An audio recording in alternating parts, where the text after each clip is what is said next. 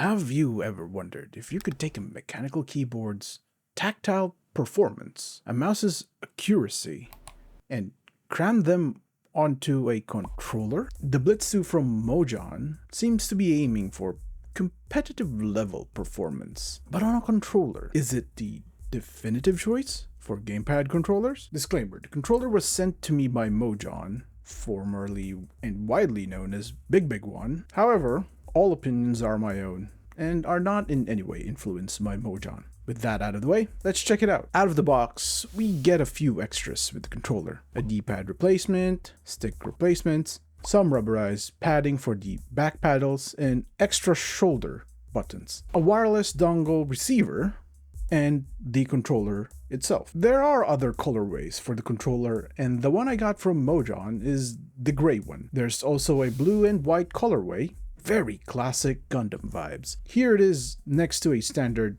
Xbox controller, a PS5 controller, a Switch controller, and a Steam Deck. Before anything else, a quick preface. This controller has 3 different connection methods. The usual cable connection, a Bluetooth, and also the dongle. What's more, this controller is compatible with a lot of platforms. Windows, Android, iOS, Linux, macOS, and even Nintendo Switch. Possibly with a Switch 2 as well. I'm not sure. Leave a comment if you have a Switch 2 and a Blitz 2 and if it works well. While you're there, leave a like and subscribe. Now, let's talk form factor. The controller has a typical Xbox asymmetric layout with your standard A, B, X, Y buttons. The grips bend slightly backward and are covered with a surprisingly good rubber. It's the kind of rubber that has solid friction but doesn't shave. A real plus. On the back, you'll find the back paddle buttons, and along the shoulder area, there's an extra set of shoulder buttons. In my opinion, this should now be a standard on all controllers, especially the way they're subtly placed here, making them easy to reach, but not so prominent that they get in the way. Pretty RGB. You've been hearing me press the buttons, and at this point you're probably curious. Yes, the buttons are fitted with mechanical switches. This includes the face buttons, the shoulder buttons, the back paddles, surprisingly even the D-pad, which has a membrane in between but still uses mechanical switches beneath. You can even replace the D-pad itself.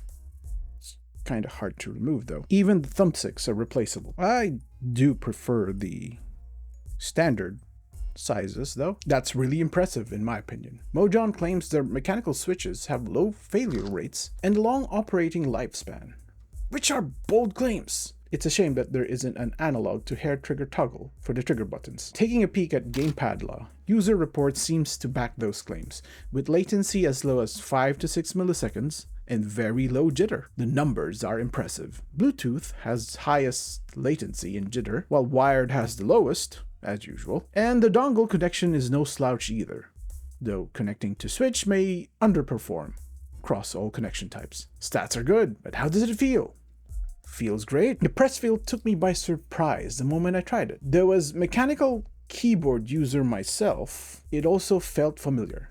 I believe this is one of the controller's stronger suits, and also its biggest weakness. Tactile clicky button feel isn't for everyone. The tactile and auditory feedback gives you a sense of actually pressing the buttons, and with the controller's responsive buttons, it's an experience I'd call for now sensory responsive for a gamepad. Of course, if we have well-performing buttons, we also need exceptional sticks. Fitted with TMR rather than traditional potentiometer, it's definitely a step up. More so than even Hall effect sticks. Boasting a maximum 2000 Hz polling rate, the smoothness is there. None of that cardinal snapping you get with cheap controllers. A quick look at a gamepad tester shows how smooth the movement is, even at tiny inputs. That's further accentuated by a smooth glide feel on its standard circular gait and an acceptable throw distance. The sticks don't fall short of what a traditional mouse can offer, and definitely surpasses what average controllers can dream of pulling off. At this point, you've probably noticed the extended lip at the bottom with some buttons in it. Here, my friends, are some pretty neat extras on top of what I've already mentioned. From the left, you have a turbo button,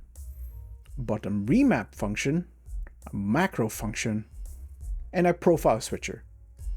All of this can be customized on all buttons, including the extra shoulder buttons, and the paddles. You can even assign different functions to same buttons across different profiles. One for platformers, one for fighting games, and one for your auto clickers. But wait, there's more!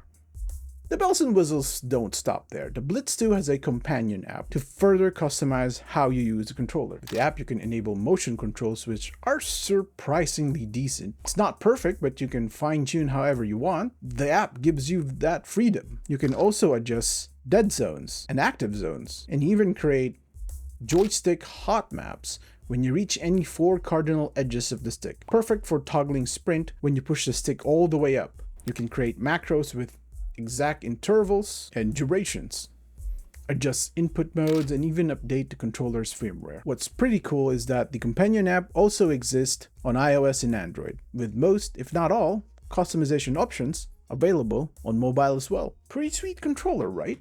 You can get the Blitz 2 for only $80. Link in the description. For a controller with exceptional performance, what more could you ask for? Well, a few things. For those who've noticed, it doesn't have a charging dock.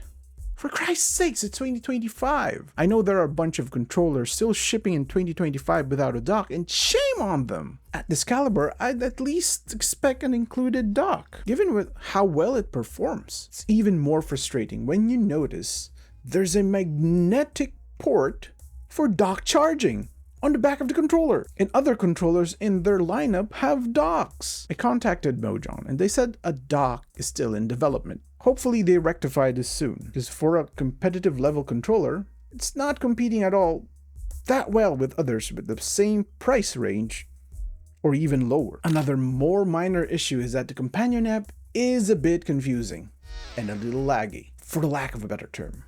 Scrolling through sections while it stutters isn't a great experience. Some parts lack contextual UX design. It's serviceable, it gets the job done, and even does some things quite well. But that last bit of polish on responsiveness and UI UX could have elevated it to industry gold. The same can't be said of the mobile app version, which is more responsive than the PC version.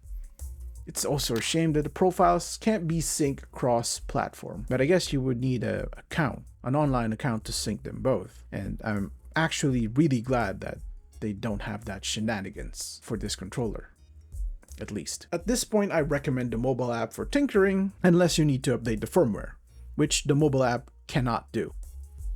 Okay, verdict time. Should you get a Blitz 2 controller? Well, kinda. Here's the thing.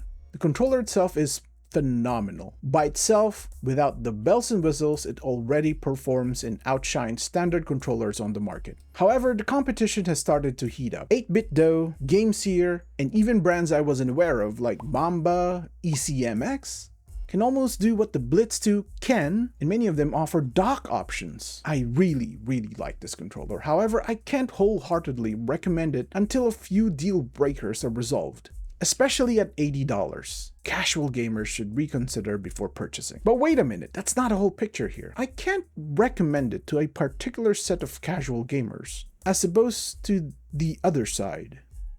Well, I mean, have you even paid attention when I said that the Blitz 2 is a high-performance competitive controller? No more drift to worry about, no more delayed inputs due to unforeseen latency, no more inconsistencies. This may not matter to casual gamers, slow RPG gamers, or cozy gamers, but the combination of low latency, accurate buttons, and sticks on the Blitz 2 shines brightly when it comes to competitive games. In fact, it's not just competitive games, in the traditional sense. High-stakes twitch reflex genres like action games, platformers, and fighting games benefit a lot, and there hasn't been a more compatible match for this controller than the game called Neon White. The very nature of it being not only 3D, but also fast-paced, speedrun-like game makes it perfect for those who enjoy this type of games. If we look at it with this perspective in mind, it's not a stretch to say that this controller is a perfect fit for players who need this kind of performance. It's no surprise that